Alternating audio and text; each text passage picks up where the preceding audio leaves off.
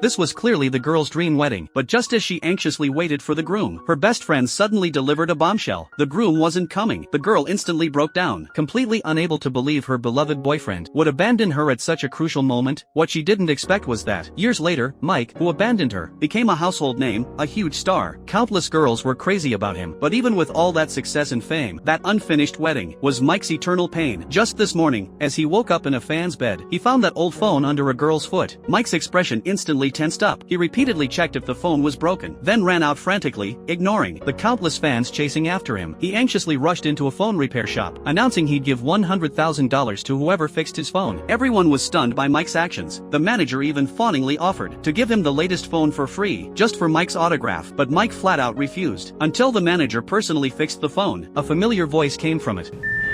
Hi, Liam. It's me, Josie.